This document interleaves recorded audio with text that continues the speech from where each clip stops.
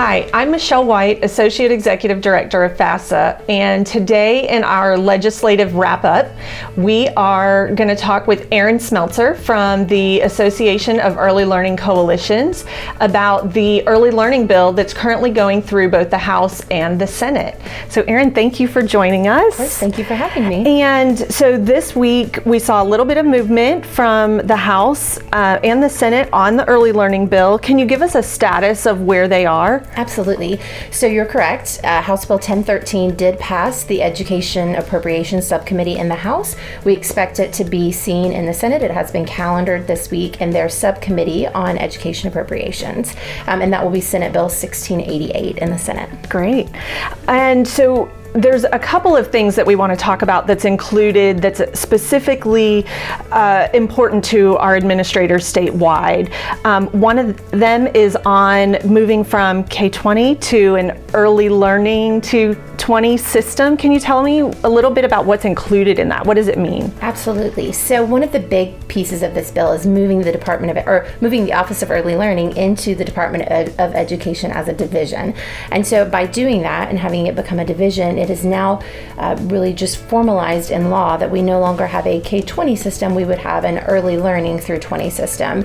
That means a lot of different things, one of which is there is an expectation for a longitudinal data system now that we would be able to track data for children to see impacts of programs and see if their educational experiences are really impactful in their life. It also does allow the division to become a really formalized part of the department, which we would expect a culture shift a bit in the sense that we now would be more partnered in our work. And so we would hope to see just a strong partnership between early learning as well as through the K-12 system. I know our partnership has really been incredible. And so being able to bridge that gap that we've seen historically in our field between education across the gamut really will help so that kids have more seamless transition through each of the programs. And that's perfect transition. One of the things that FASA has been focused on the last 4 or 5 years has been the transition of our students from a VPK program into our public schools and into kindergarten. We've held conferences and summits on that, even just this last week. There's some specific language that talks about transition. What's all included in that piece? So it's pretty broad, but it does require a partnership between the early learning coalitions and the elementary schools to work through what transition means in their community. I think that there are communities that are further along than others just because it's been a focus of different leadership as they've come through. It has been a focus in the office lately. They've had a ton of transition to case summits and really worked strongly to highlight good practices that we see around the state. And so we could expect that now that activity and those events would be something that happen regularly and become a part of our way of work, just to consider how as a community, a child moving from the early learning side of the world into kindergarten, how that transition happens and making sure that it becomes something that happens very successfully in every community, not just in those where it's been a primary focus. That's great. And what about, there's one more piece about VPK and kind of elevating that you also wanted to share too.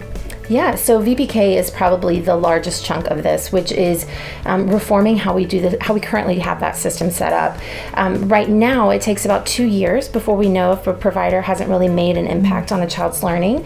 And there's also been a lot of questions around the fidelity of how that data is captured. And so what this does is it shifts the focus. So we have a conversation around teacher-child interactions. And I say this all the time, those of you who have been teachers, we know what that looks like when you walk in a classroom and a teacher has that thing, and those are teacher-child interactions, and that's what we really want to know to be true in all of our classrooms, and that those are really effective interactions.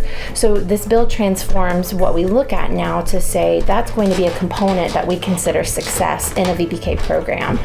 The other components that we want to see happening and that the bill highlights is learning gains, as well as the readiness level at the end of the school year. So what that means is for providers who have historically maybe had to look at the children that they serve may be, from very low income areas of the state and maybe more at risk under certain definitions, or children who have special needs or exceptionalities.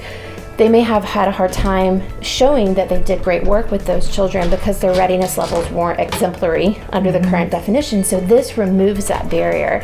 And now providers will be able to serve those children and get credit for the fact that they did it well and they made a huge impact in the child's life. So that's a huge shift where now providers aren't going to have to make those choices of, can I serve and do what's best for these kids, while also, especially for private providers, putting my business in jeopardy based off of where they score on the test in kindergarten. So that's a huge transformation. It also, with those teacher-child interactions, sets eligibility to get into the program under how well you do with that. So with if you're not interacting well with children and you don't show that you do that well, you would not even be eligible to serve our kids. And that's huge for the children of Florida. So it's a 184-page bill now, so that's a lot to take in. But those are some of the key highlights that really are going to make a difference for Florida's children. That is so wonderful. Really, that we are looking at how best to support our children at a younger age, but then giving that feedback to the providers so that they can meet the level of expectations that we have for our students and where we want Florida to be. So really, thank you so much. We expect to see movement on both of these bills. And last year, the bills did not pass, but we do expect to see something pass this year. I think on early learning, there's been such a focus on it this year that barring maybe some budget issues that they're trying to work out right now, I think we're pretty set on seeing something with early learning pass this year. So thank you so much for joining us.